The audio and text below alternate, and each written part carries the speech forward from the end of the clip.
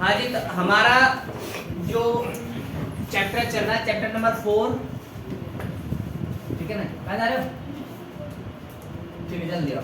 हमारा जो chapter number 4 चल रहा है, उस चैप्टर नंबर 4 में आज हमारा एक न्यू टॉपिक शुरू होगा। कौन सा? Ampere circuital law. ठीक है, बड़ा ही इम्पोर्टेंट लॉ है। ठीक है, हम क्यों पढ़ रहे हैं इसको, हमें क्या देगा ये, ठीक है ना? तो इसको समझने के लिए थोड़ा सा हमें इलेक्ट्रोस्टैटिक्स में जाना पड़ेगा, चैप्टर नंबर 1 में जाना पड़ेगा। चैप्टर नंबर 1 में हमने पढ़ा था कूलॉम्स लॉ। क्या पढ़ा था? कूलॉम्स लॉ को आप लोगों ने अच्छी तरह पढ़ा था कि कोई पॉइंट चार्ज होता है, ठीक है ना? रेस्ट पे जो कोई पॉइंट चार्ज होता है, बैठे बैठे जल्दी, तो उसकी वजह से जो electric field, electric force, potential, वो सब चीज़ हमने निकाली थी कूलॉम्स लॉ। फिर हमने क्या किया था, कूलॉम्स लॉ का एक अल्टरनेट मेथड निकाला था। कौन सा याद है? गाउस, है ना? गाउस में लेकिन हमने क्या था, गाउस की कुछ रिस्ट्रिक्शंस थी, है ना, कुछ बाउंडेशंस थी, कुछ लिमिटेशंस थी, ठीक है ना? वो सिमेट्री को फॉलो करता था, याद है ना? हाँ, गॉस लॉ क्या था पता है? गॉस लॉ था कि कोई चार्ज है और चार्ज से कितना फ्लक्स बाहर निकल रहा है, इस चार्ज को क्या कर दो, इनक्लोज कर दो, किसी 3D में इनक्लोज कर दो, तो इससे जो फ्लक्स बाहर निकलेगा उसका डायरेक्ट फॉर्मूला था phi = q inside by epsilon naught। Clear, यही था ना? इलेक्ट्रोस्टैटिक्स की ये कहानी थी। मतलब उसका अल्टरनेट किसका? कूलॉम का अल्टरनेट कौन था? गॉस। क्लियर है? यहाँ पर हम मैग्नेटिज्म पढ़ रहे हैं, ठीक है ना? इलेक्ट्रोमैग्नेटिज्म पढ़ रहे हैं। तो इसके अंदर हमने बायो-सेवर्ट लॉ पढ़ा था। बायो-सेवर्ट लॉ, उसमें क्या था, कोई छोटे से एलिमेंट की वजह से, जैसे करंट कैरिंग वायर है, ये छोटा सा एलिमेंट है जिसको हमने धारा अवयव कहा था ना, करंट एलिमेंट। इसकी वजह से जो मैग्नेटिक फील्ड है, dV which is μ0/4πIdl upon r², where r this angle this and dl vector is this, ठीक है ना? r vector is so b is equals to μ0I/idl sin theta upon r। ये ऐसा निकलता है। अच्छा, इसकी वजह से हमने रिंग में भी निकाला था कि भाई रिंग की वजह से मैग्नेटिक फील्ड कितना होगा, तो छोटा सा टुकड़ा लेके हमने उसका इंटीग्रेट किया था। फॉलो किसको करवाया था? फिर इसके एक्सिस पे भी लिया था, याद करो, ठीक है ना? एक्सिस था, छोटा सा एलिमेंट लिया, वही बायो-सेवर्ट यूज करके इंटीग्रेट किया था, याद है ना? एक्सिस। अच्छा, एक कोई इनफाइनाइट लेंथ का वायर लिया था, तो उसके ए डिस्टेंस पे निकाला था, याद करो। एक इनफाइनाइट वायर लिया था, याद करो, इसका केस बना के उसे ए डिस्टेंस पे निकाला था, याद है? μ0I/2a कुछ ऐसा था, 2I, याद है क्या? मतलब सारा ये एप्लीकेशन हमने किसकी की थी? बायो-सेवर्ट से की, ये याद है ना? आज हम क्या कर रहे हैं, और भी इजी बना रहे हैं इसको, मतलब बायो-सेवर्ट का अल्टरनेट मेथड ला रहे हैं हम लोग, ठीक है ना? अगर बायो-सेवर्ट किसी को नहीं आता है तो उसी चीज को वो इजी वे में किससे कर सकता है? Ampere circuital law. लेकिन एम्पियर सर्किटल लॉ की कुछ रिस्ट्रिक्शंस है, कुछ लिमिटेशंस हैं कि वो भी सिमेट्री वगैरह फॉलो करेगा, ठीक है ना? वहां पर याद करो, मैंने बताया था कि फ्लक्स phi = होता था E.dA, ठीक है ना? वहां पर जो हमने इसमें लॉ लगाया था गॉस लॉ, तो वहां पर जो सरफेस लिया था वो 3D लिया था ना? गॉसियन सरफेस कैसे लिया था? 3D। तो जो इंटीग्रेशन हुआ था वो एरिया के रेस्पेक्ट में हुआ था, 3D है ना, तो सरफेस ही तो आएगा उसका, सरफेस आएगा। क्लियर है ना? तो सरफेस के रेस्पेक्ट में इंटीग्रेशन किया था वहां पर। यहाँ पर कुछ अलग कहानी बनने वाली है, ठीक है ना? इसको आप डिफरेंस में भी लिख सकते हो कि यहाँ पर किसके रेस्पेक्ट में किए गए हैं इंटीग्रेशन और यहाँ पर किसके रेस्पेक्ट में। तो ध्यान से देखो, हम चलते हैं सीधा किसकी तरफ? Ampere circuital law. तो एम्पियर सर्किटल लॉ के अकॉर्डिंग क्या है कि मैग्नेटिक फील्ड अगर आपको निकालना है, ठीक है, करंट आपका यूनिफॉर्म हो चाहे नॉन यूनिफॉर्म हो, कैसे भी हो, ठीक है, तो करंट कैसे निकालेंगे? देखो, सपोज दैट यहाँ पर मेरे पास करंट एक ये रहा, ठीक है, दो करंट, क्लियर है? अच्छा, दोनों करंट की वजह से यहाँ पर मैग्नेटिक फील्ड चाहिए, ठीक है? क्या करो सर, बायो सावर्ट लगाएंगे तो इसकी वजह से बायो सावर्ट लगा, इसकी वजह से बायो सावर्ट लगा, दोनों को ऐड करो तो आंसर आया। अब बायो सावर्ट में छोटा सा टुकड़ा लेके पहले निकालो, फिर इंटीग्रेट करके पूरे का निकालो, फिर प्लस करके फिर इसका छोटे से टुकड़े का निकालो, फिर इंटीग्रेट करके पूरे का, फिर दोनों को जोड़ो, तब जाके मैग्नेटिक फील्ड आ सकता है। लेकिन ampere circuit law, hello look at here, ampere circuit law बहुत इजी है। इन दोनों इसमें करंट है I1, सपोज इसमें करंट है I2, इन दोनों की वजह से मैग्नेटिक फील्ड चाहिए। एम्पियर सर्किट लॉ होता है बड़े बहुत इजी है। कैसे? एक जहां पर मैग्नेटिक फील्ड चाहिए उसको काटता हुआ एक लूप बना लो, लूप। क्या बना लो? लूप का मतलब समझते हो? एक धागा लो, धागा, और जिस पॉइंट पे तुम्हें मैग्नेटिक फील्ड चाहिए ना उस पॉइंट को काट दो, धागा बिछा दो, और धागे के अंदर तुम्हारे सारे करंट आ जाने, जिन जिन करंट की वजह से आप मैग्नेटिक फील्ड चाहते, जहां पे मैग्नेटिक फील्ड चाहिए, समझ लो मेरी बात? जहां पे मैग्नेटिक फील्ड चाहिए वहां उसको काटते हुए एक धागा बिछाओ, एक लूप बना दो। लूप समझते हो ना? तार को जोड़ लो तो ऐसे गोला बन गया, तो लूप है। लेकिन ध्यान रखना, जो लूप है ना वो सिमेट्रिक होना चाहिए। अगर नॉन सिमेट्रिक लिया तुमने तो उससे क्या थोड़ी सी हमें कैलकुलेशन करने में बड़ी प्रॉब्लम आएगी ना। असिमेट्रिक होगा तो इजीली हो जाएगा। मतलब यूजफुल है ना, वैलिड तो हर जगह है, लेकिन यूजफुल कहाँ है? जहाँ हमें आसानी हो। हमें आसानी के लिए हम चाहते हैं कि जो ये गोला बनाए ना, या तो वृत्ताकार बनाए, ये जो इसको बोलेंगे एम्पियर लूप। क्या बोलेंगे? Ampere loop. ये जो एम्पियर लूप बनाएंगे, या तो हम बिल्कुल गोला बनाए, सॉरी वृत्त बनाए, या फिर रेक्टेंगल बनाए, या फिर स्क्वायर, भाई वृत्त बनाए या वर्ग बनाए या आयत बनाए, उससे क्या होगा? सिमेट्री फॉलो हो जाएगी, इजीली कैलकुलेशन हो जाएगी। हमें इजी तो चाहिए ना, टफ टफ चाहते हो क्या? अरे इजी तो चाहते हैं ना हम लोग। तो ये क्या कहते हैं भैया, इसको काटते हुए क्या बना लो? एक लूप बना लो, ठीक है ना? और जहां पे मैग्नेटिक फील्ड चाहिए आपको, जैसे सपोज दैट अपन यहाँ पे चाहिए, यहाँ पे छोटा सा इसका एलिमेंट ले लो, जिसका एलिमेंट लंबाई होगी या क्षेत्रफल होगा? लंबाई। धागा है ना, क्या है? क्या होगा? हाँ बाबू, क्या होगा? क्या होगा? लंबाई तो है ना। इसकी छोटी सी लंबाई ले लो, dl। सर वेक्टर बोल रहे हो तो फिर डायरेक्शन भी होनी चाहिए ना, तो dl वेक्टर डायरेक्शन होगी लूप की डायरेक्शन में। तो भैया सर लूप की डायरेक्शन कहाँ लेना है? तो लूप की डायरेक्शन लेना है करंट की डायरेक्शन में करो, ये काम आता है बस, जिंदगी में और कोई काम नहीं है। थंब को किधर अलाइन करो? ऊपर नहीं, करंट की डायरेक्शन में। अब दोनों करंट ऊपर की तरफ है तो ऊपर कर लो। एक करंट ऊपर होता है, करंट नीचे होता है, तो पहले दोनों करंटों को जोड़ते। मैं बड़ा कौन सा है? जैसे सपोज अभी केस का देखो, चलो दोनों करंट ऊपर जा रहे हैं तो करंट डायरेक्शन में करो, थंब ऐसे घुमाओ, किधर जाना चाह रहा है? तो ऐसे गोला ऐसे बनेगा, ऐसा बनेगा, है भाई ऐसा। तो यहाँ पे डीएल वेक्टर हो गया ऐसे। सर अंदर का मतलब ये था ऐसे बेटा, ऐसे भैया दो वायर है, तो यहाँ पे मैग्नेटिक फील्ड चाहिए ऐसे, तो मैग्नेटिक फील्ड की डायरेक्शन, थंब की डायरेक्शन में ये करो, कर्ल करो इस जगह पे ऐसे। यहाँ पे चाहिए होता तो यहाँ पे चाहिए होता, इस जगह पे चाहिए होता ऐसे, इस पास का खींचनी है ना टेंजेंट लाइन। यहाँ पे चाहिए होता तो ऐसे ऐसे, यहाँ पे चाहिए होता तो ऐसा वृत्त बनेगा। जहाँ पे चाहिए इस पर से हैवी बिना बोले ही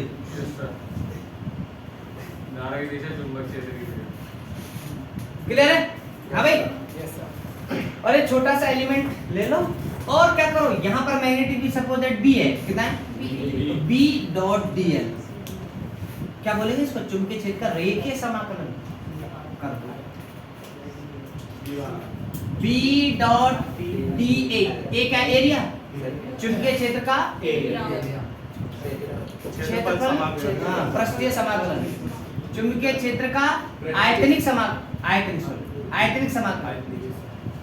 डीवी के साथ आयतनिक समाकलन, डी के साथ क्षेत्रीय समाकलन, लंबाई है तो रेखीय समाकलन, ठीक है ना? चुंबकीय क्षेत्र का रेखीय समाकलन कर दो, जहां पर आपको क्या चाहिए? मैग्नेटिक फील्ड चाहिए, उसकी वैल्यू निकल के आएगी mu naught into I. I कौन सा? जो लूप के अंदर है। आई कौन सा? बाहर वाला शामिल नहीं करना है। हाँ ये तो बोलता है जो मैग्नेटिक फील्ड होगा ना वो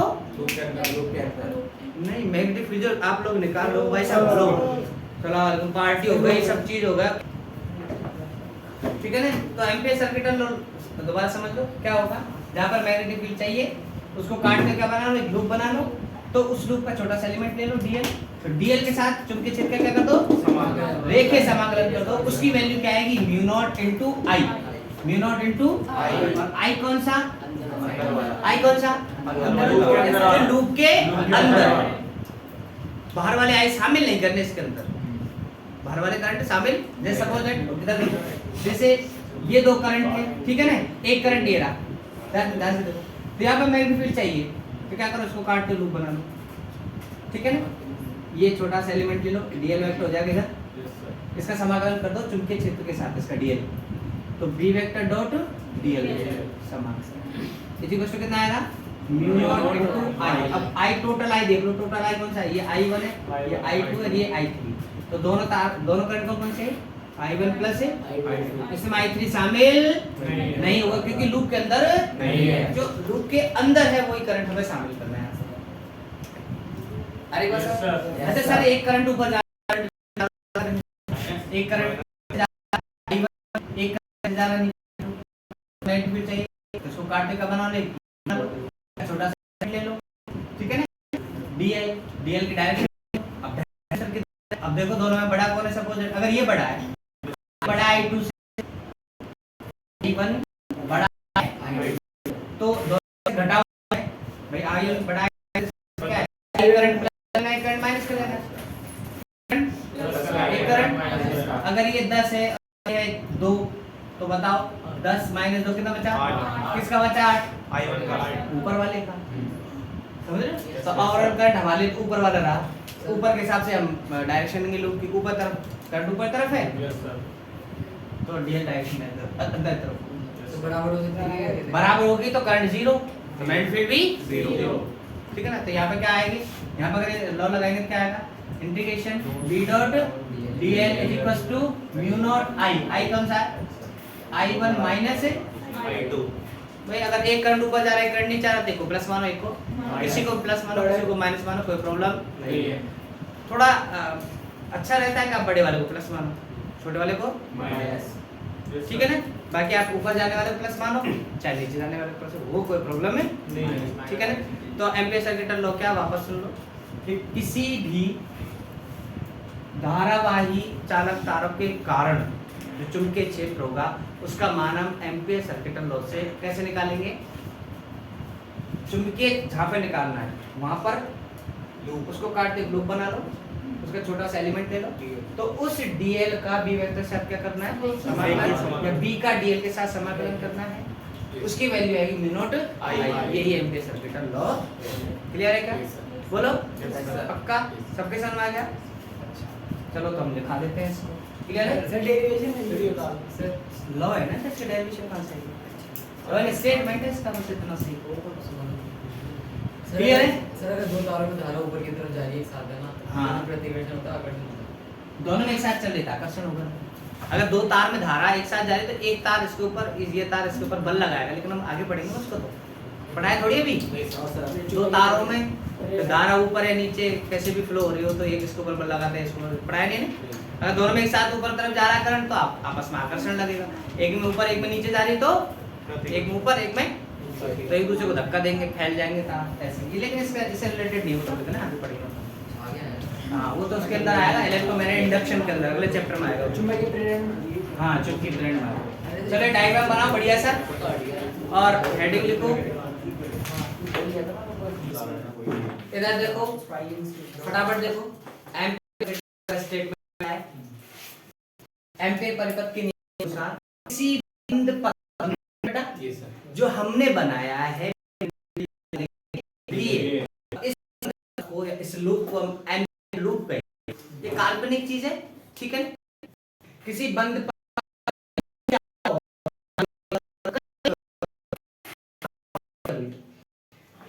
डीएल तो फिर चारों ओर चुंबकीय का समाकलन होंगे, डीएल चुंबकीय का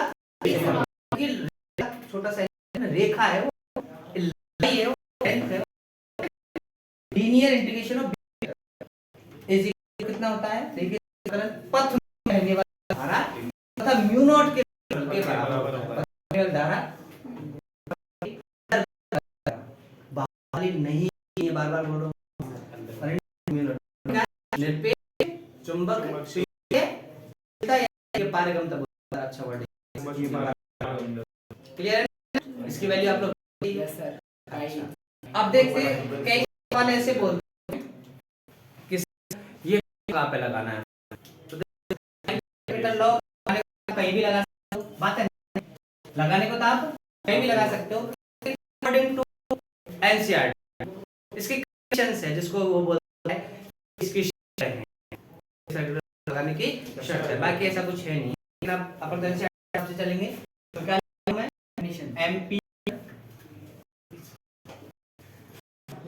एम्पीयर नियम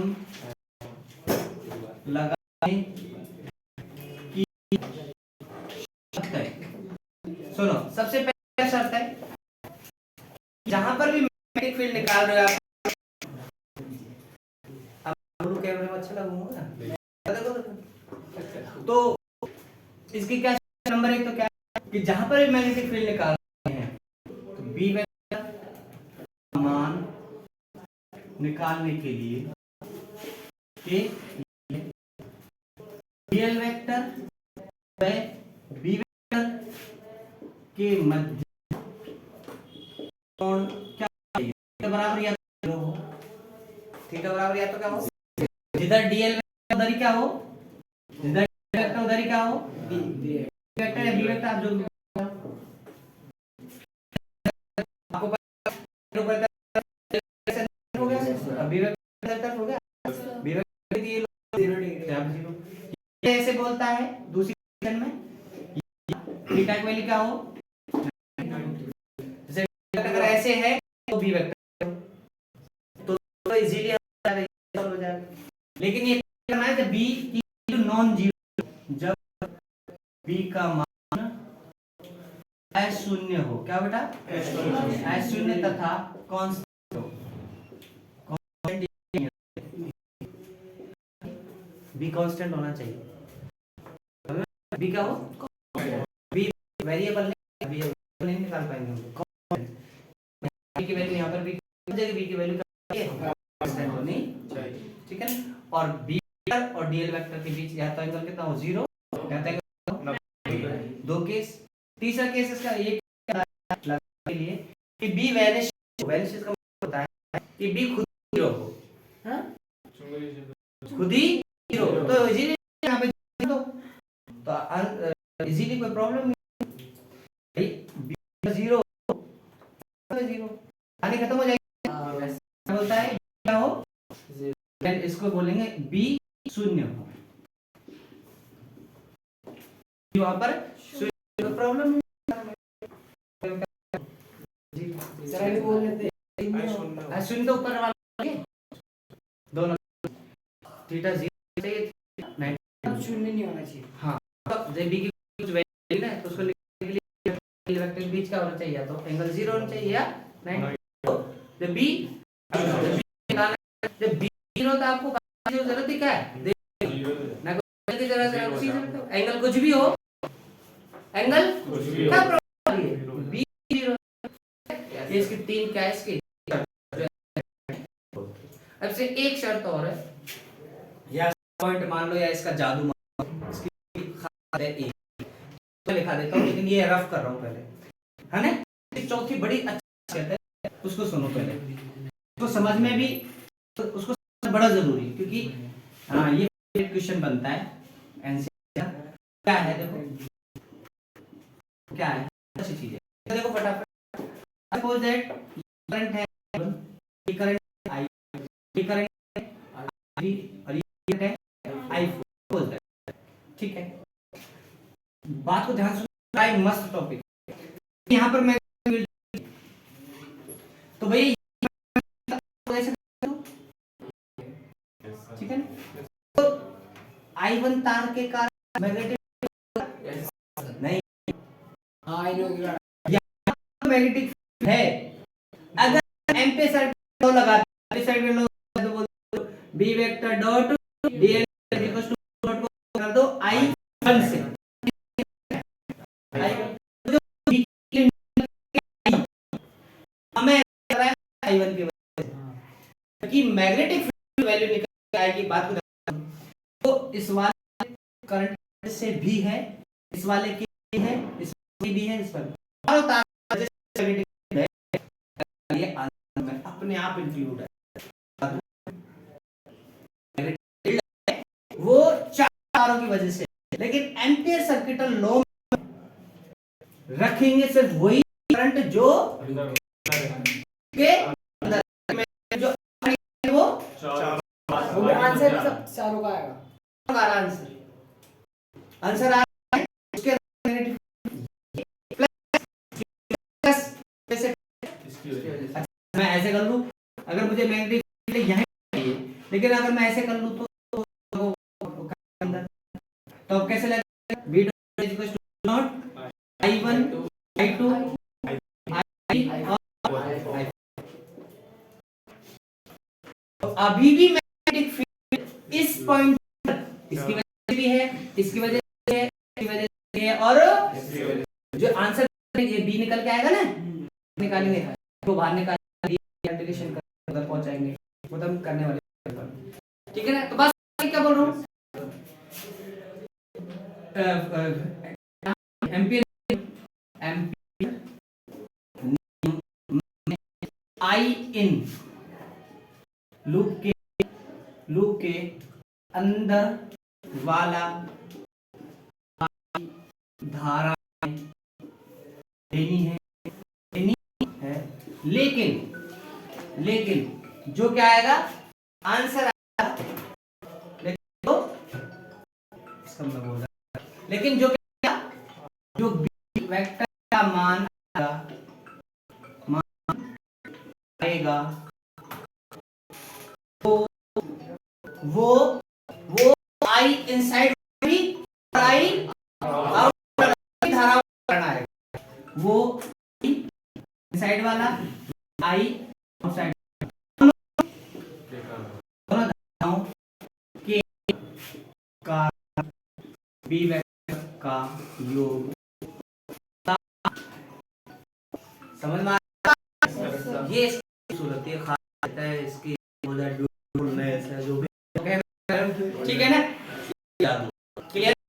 आप इतना छापो, एक पॉज कर